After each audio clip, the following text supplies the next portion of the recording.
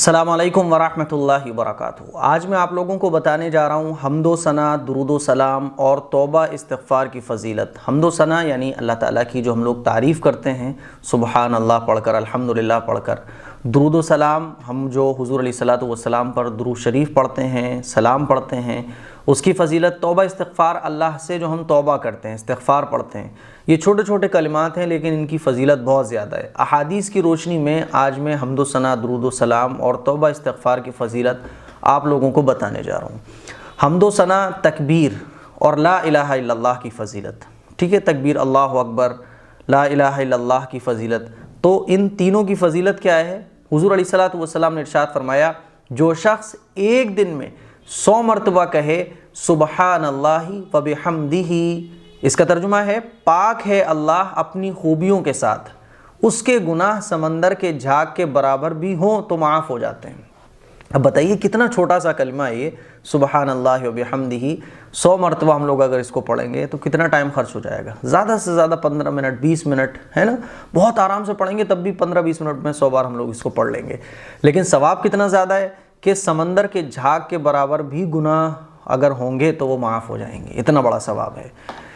نبی کریم صلی اللہ علیہ وسلم نے ارشاد فرمایا، دوسری حدیث ہے، جو شخص ایک دفعہ کہتا ہے سبحان اللہ العظیم و بحمدہ، یہ چھوٹے چھوٹے کلمات ہیں جو ہم لوگوں کو ویسے ہی یاد ہوتے ہیں، تو سبحان اللہ العظیم و بحمدہ جو ایک مرتبہ کہتا ہے، اس کے لیے جنت میں کھجور کا ایک درخت لگا دیا جاتا ہے، اتنا بڑا ثواب ہے۔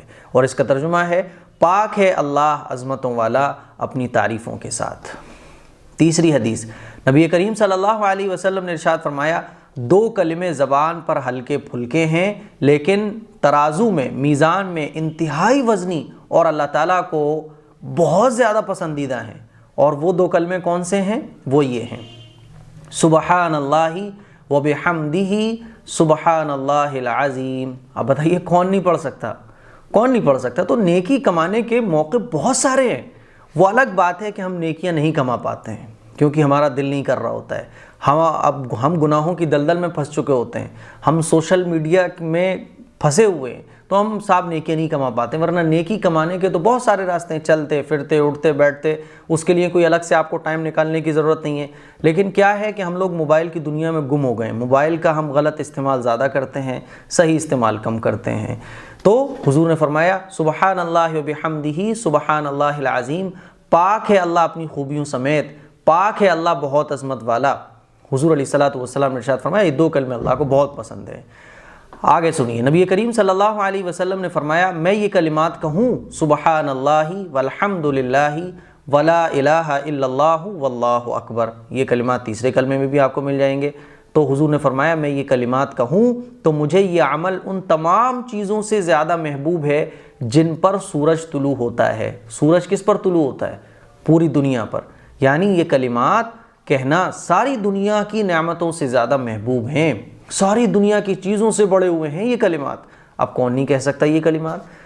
اس کا ترجمہ ہے اللہ پاک ہے اور سب تعریفیں اللہ ہی کے لیے ہیں اور اللہ کے سوا کوئی معبود نہیں اور اللہ سب سے بڑا ہے۔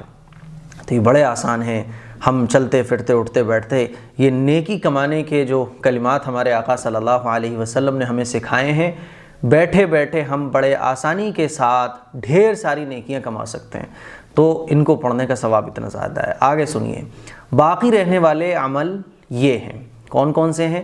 سبحان اللہ والحمد للہ ولا الہ الا اللہ واللہ اکبر ولا حول ولا قوت الا باللہ۔ باقی رہنے والے عمل یہ، ہم لوگ جب دنیا سے چلے جائیں گے تو کون سی چیز باقی رہ جائے گی؟ یہی ہمارے اعمال ہیں، یہی درود و سلام، توبہ استغفار، کلمہ طیبہ کی کثرت، نمازیں، یہ آخرت کی کرنسی ہیں۔ قبر کے اندر ہم نے دنیا میں کتنی بڑی بڑی بلڈنگیں تیار کیں، کتنا بڑا خزانہ جمع کیا تھا، ہمارا بینک بیلنس کتنا تھا، ہم دنیا میں کیا تھے؟ نو، یہ نہیں مانا جائے گا، اس کی کوئی اہمیت نہیں ہے۔ قبر کی جو کرنسی ہے وہ ہماری یہ نیکیاں ہوں گی، ہماری یہ نمازیں، ہماری قرآن کی تلاوت۔ تو باقی رہنے والے اعمال یہ ہیں، ان کا ترجمہ ہے اللہ پاک ہے، سب تعریف اللہ ہی کے لیے ہیں، اللہ کے سوا کوئی معبود نہیں، اللہ سب سے بڑا ہے اور برائی سے بچنے کی ہمت ہے، نہ نیکی کرنے کی طاقت مگر اللہ ہی کی توفیق سے۔ یہ اس کا ترجمہ ہے جو میں نے ابھی آپ کو پڑھ کے سنایا۔ اگلی حدیث ہے، نبی کریم صلی اللہ علیہ وسلم نے فرمایا، 4 کلمات اللہ تعالیٰ کے یہاں سب سے زیادہ محبوب ہیں، 4 کلمات ایسے ہیں جو اللہ کو بہت پسندیدہ، بہت پسند ہیں۔ وہ کون کون سے ہیں؟ سبحان اللہ والحمد للہ ولا الہ الا اللہ واللہ اکبر۔ یہ 4 کلمات ہیں جو اللہ کو بہت پسند ہیں۔ ان کا ترجمہ ہے اللہ پاک ہے، سب تعریف اللہ ہی کے لیے ہے، اللہ کے سوا کوئی معبود نہیں، اور اللہ سب سے بڑا ہے۔ ان میں سے جو بھی پہلے کہہ لیا جائے کوئی حرج نہیں ہے۔ اگر مان لیجیے آپ پہلے الحمدللہ پڑھ لیں، بعد میں سبحان اللہ پڑھ لیں، پہلے اللہ اکبر پڑھ لیں، بعد میں ولا حول ولا قوت الا باللہ پڑھیں، تو کوئی پرابلم نہیں ہے، آگے پیچھے ہو جانے سے کوئی حرج نہیں آتا ہے۔ نبی کریم صلی اللہ علیہ وسلم نے ارشاد فرمایا جو شخص 10 دفعہ یہ دعا پڑھے، کون سی دعا؟ لا الہ الا اللہ وحدہ لا شریک لہ لہ الملک ولہ الحمد وہو علی کل شیء قدیر۔ یہ آپ کو چوتھے کلمے بھی مل جائے گی یہ کلمات۔ اس کا ترجمہ ہے اللہ کے سوا کوئی معبود نہیں، وہ اکیلا ہے، اس کا کوئی شریک نہیں، اسی کی بادشاہت اور اسی کے لیے سب تعریف ہے، اور وہ ہر چیز پر کامل قدرت رکھتا ہے۔ تو جو شخص 10 دفعہ یہ دعا پڑھے گا وہ اس شخص کی طرح ہوگا جس نے اسماعیل علیہ السلام کی اولاد میں سے 4 غلام آزاد کیے ہوں، 4 غلام آزاد کیے ہوں۔ اتنا زبردست ثواب ہے اس کو پڑھنے کا۔ ایک اعرابی نے حضور علیہ الصلوۃ والسلام سے آ کر پوچھا مجھے کچھ کلام سکھائیں، مجھے کچھ چیز سکھائیں جو میں پڑھا کروں۔ آپ علیہ الصلوۃ والسلام نے ارشاد فرمایا کہو لا الہ الا اللہ وحدہ لا شریک لہ اللہ اکبر کبیرا والحمد للہ کثیرا وسبحان اللہ رب العالمین لا حول ولا قوت الا باللہ العزیز الحکیم۔ یہ حضور علیہ الصلوۃ والسلام نے اس اعرابی کو یہ کلمات سکھائے۔ اس کا ترجمہ ہے اللہ کے سوا کوئی معبود نہیں، وہ اکیلا ہے، اس کا کوئی شریک نہیں، اللہ سب سے بڑا، بہت بڑا ہے، اور سب تعریفیں اللہ ہی کے لیے ہیں، بہت زیادہ اور پاک ہے۔ اللہ جو ساری کائنات کا رب ہے، برائی سے بچنے کی ہمت، نہ نیکی کرنے کی قوت، مگر اللہ غالب اور حکمت والے کی توفیق ہی سے۔ تو وہ اعرابی کہنے لگا کہ یہ تو میرے رب کے لیے ہے، میرے لیے کیا ہے؟ بھئی یہ تو میرے اللہ کی تعریف ہو گئی۔ اس اعرابی نے حضور سے کہا کہ یا رسول اللہ یہ تو اللہ کے لیے ہوگا یہ کلمات، میرے لیے کیا ہے؟ تو آپ علیہ الصلوۃ والسلام نے ارشاد فرمایا تم کہو اللہم اغفر لی وارحمنی واہدنی وارزقنی۔ اس کا ترجمہ ہے اے اللہ مجھے معاف فرما دے، مجھ پر رحم فرما، مجھے ہدایت دے اور مجھے رزق دے۔ یہ حضور علیہ الصلوۃ والسلام نے اس اعرابی کو یہ دعا سکھائی۔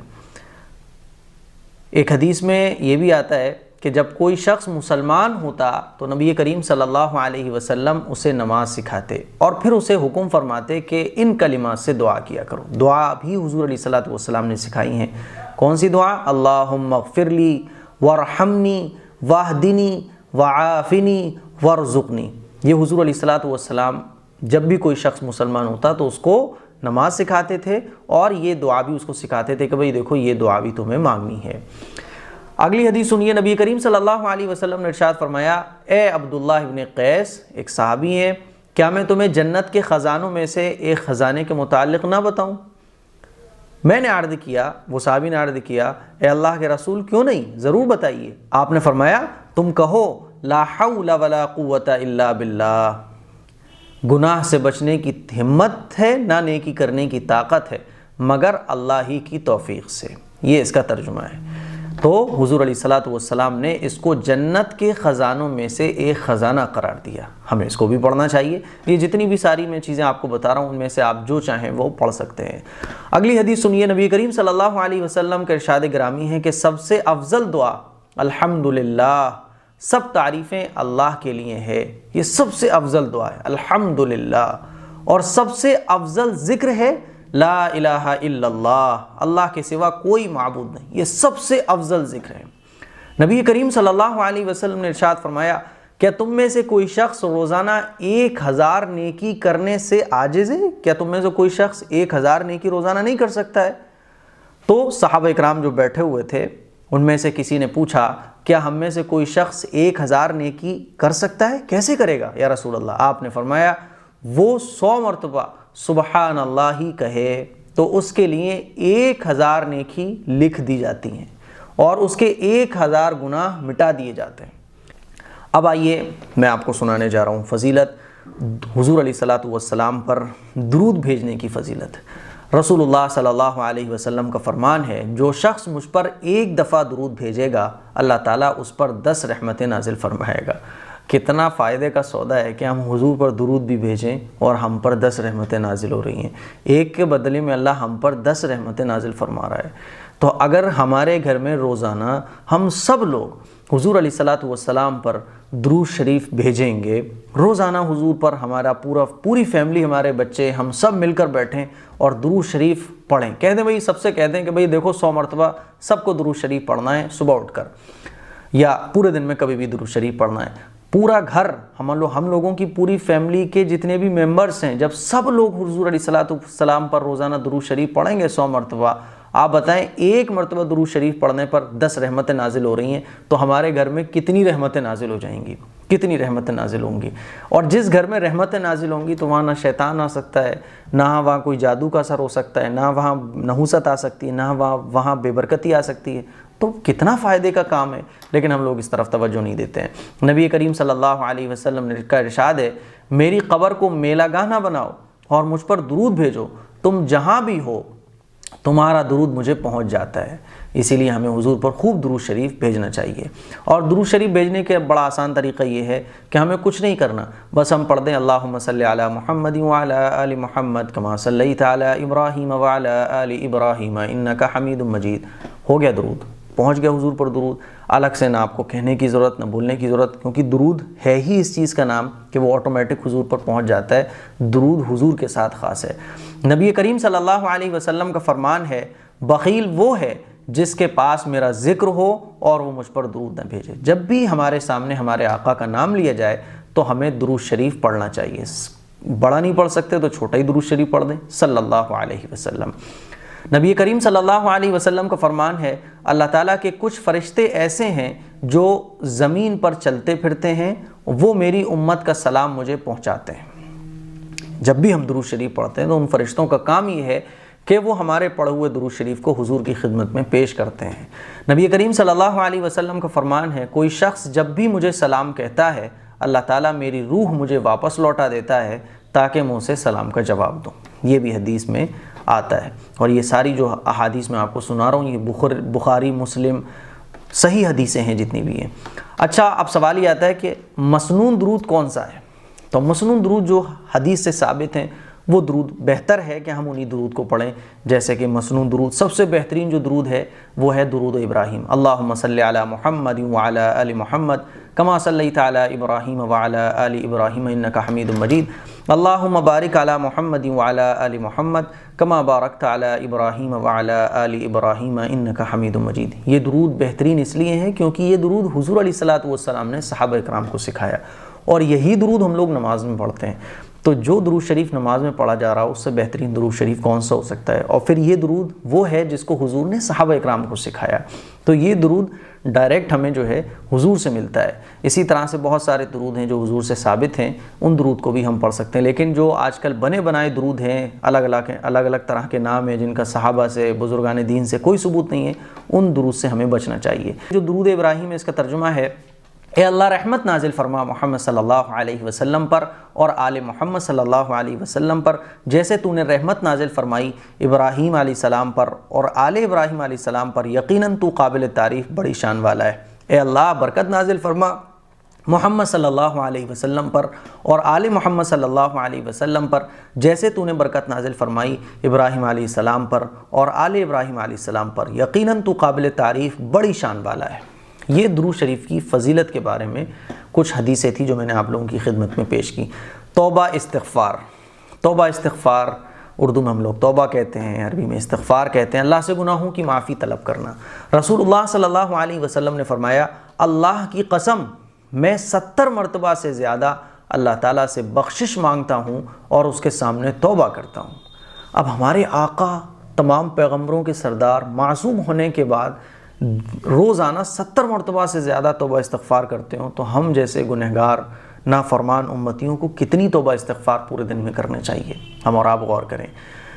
نبی کریم صلی اللہ علیہ وسلم کا یہ بھی فرمان ہے کہ اے لوگوں، اللہ تعالیٰ کے حضور توبہ کرو، اللہ سے خوب توبہ کرو، میں دن میں 100 دفعہ اس کے حضور توبہ کرتا ہوں۔ سوچئے ذرا کہ ہم لوگ دن بھر میں کتنی توبہ کرتے ہیں۔ بلکہ عجیب معاملہ تو یہ ہے کہ ہمارے اوپر جب کوئی پرابلم آ جاتی ہے تو ہم لوگ یہ اور کہتے ہیں، ارے یار ہم سے کون سے گناہ ہو گیا جو اللہ تعالیٰ ہمیں یہ سب کچھ دے رہا ہے، اللہ ہمیں یہ بیماری کیوں دے رہا ہے؟ ہم سے ایسا کون سا گناہ ہو گیا؟ دن بھر ہم لوگ گناہوں میں ڈوبے رہتے ہیں اور پھر سوال یہ اور کرتے ہیں. تو ہمیں خوب توبہ استغفار دن میں 100 مرتبہ تو کم از کم کرنا چاہیے. نبی کریم صلی اللہ علیہ وسلم نے فرمایا اللہ تعالیٰ بندے کے سب سے نزدیک رات کے آخری حصے میں ہوتا ہے، یعنی تہجد کے وقت. اگر تم ان لوگوں میں شامل ہو سکتے ہو جو اس وقت اللہ تعالیٰ کو یاد کرتے ہیں تو ہو جاؤ.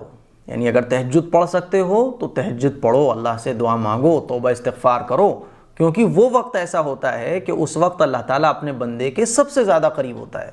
نبی کریم صلی اللہ علیہ وسلم نے فرمایا بندہ اپنے رب کے سب سے زیادہ نزدیک سجدہ کرتے ہوئے ہوتا ہے، لہٰذا سجدے میں زیادہ سے زیادہ دعا کیا کرو. بھئی آپ تہجد میں اللہ اپنے بندے کے سب سے زیادہ قریب ہوتا ہے. ہم نے اور آپ نے تو سالوں سے تہجد نہیں پڑھی، ہم نے تو سالوں سے تہجد کے وقت میں سجدہ نہیں کیا، ہماری تو صبح ہی 10-11 بجے ہوتی ہے. اس طرف ہمیں غور کرنا چاہیے. ہفتے میں، مہینے میں، 2 مہینے میں کبھی تہجد پڑھنا چاہیے، اللہ سے مانگنا چاہیے. پرابلم کا سولیوشن تہجد میں ہے. تہجد کے وقت سجدے میں اللہ سے مانگنے میں، رونے میں ہے. تہجد کے اندر اللہ سے مانگنے میں ساری پرابلم کا سولیوشن موجود ہے. لیکن عجیب حال یہ ہے کہ ہم اپنا سولیوشن تعویذوں میں تلاش کرتے ہیں، ہم اپنا سولیوشن نیبو مرچوں کے اندر تلاش کرتے ہیں. یہ عجیب معاملہ ہے. بہرحال ہمیں تہجد کے وقت میں اللہ سے دعا کرنا چاہیے. آپ علیہ الصلوۃ والسلام نے فرمایا جو شخص یہ کلمات کہے کہ اللہ تعالیٰ اسے بخش دیتا ہے، جو شخص یہ کلمات کہے تو اللہ تعالیٰ اس کو بخش دیتا ہے، خواہ لڑائی سے بھاگا ہو. کلمات کون سے ہیں؟ استغفر اللہ الذی لا الہ الا هو الحی القیوم واتوب الیہ. اس کا ترجمہ ہے میں اللہ سے معافی مانگتا ہوں، وہ اللہ جس کے سوا کوئی معبود نہیں، زندہ ہے، کائنات کا نگراں ہے، اور میں اسی کے حضور توبہ کرتا ہوں. یہ حضور علیہ الصلوۃ والسلام نے توبہ استغفار کی فضیلت بیان فرمائی. اسی لیے ہمیں خوب اللہ سے توبہ کرنا چاہیے. اردو میں ہم اپنی زبان میں توبہ کر سکتے ہوں کہ اللہ میرے گناہ معاف فرما، اے اللہ میری بخشش فرما، اے اللہ میں مجرم ہوں، اے اللہ مجھے میری خطاؤں کو معاف فرما. اور عربی میں استغفر اللہ اتنا بھی آپ پڑھ سکتے ہیں. اور اگر آپ پورا پڑھنا چاہیں استغفر اللہ الذی لا الہ الا هو الحی القیوم واتوب الیہ، یہ بھی ٹھیک ہے. اور اگر آپ اس کے جو ایک اور ہے استغفر اللہ ربی من کل ذنب واتوب الیہ، وہ بھی پڑھ سکتے ہیں. تو یہ توبہ استغفار درود و سلام حمد و ثنا کی فضیلت تھی احادیث کی روشنی میں جو آپ لوگوں کے سامنے بیان کی گئی. اس کلپ کو شیئر کریں، دوسروں تک پہنچائیں، اور ان میں سے جو آپ پڑھنا چاہیں، جتنی بھی چیزیں میں نے بتائی ہیں وہ ساری چیزیں تو آپ نہیں پڑھ سکتے. ساری چیزیں کوئی پڑھے تو بہت اچھی بات ہے، لیکن اگر ساری چیزیں ہم میں سے کوئی نہیں پڑھ سکتا ہے تو جو بھی ہماری سہولت کے اعتبار سے اس میں سے جو ہمارے لیے آسان ہو پڑھنا وہ ہم پڑھیں. اگر ہم درود شریف پڑھ سکتے ہیں درود شریف پڑھیں، لیکن کم از کم ہم عادت بنائیں روزانہ ایک تسبیح درود شریف کی، ایک تسبیح استغفار کی، اور ایک تسبیح کی، تسبیح فاطمی جس کو کہا جاتا ہے. السلام علیکم ورحمۃ اللہ وبرکاتہ.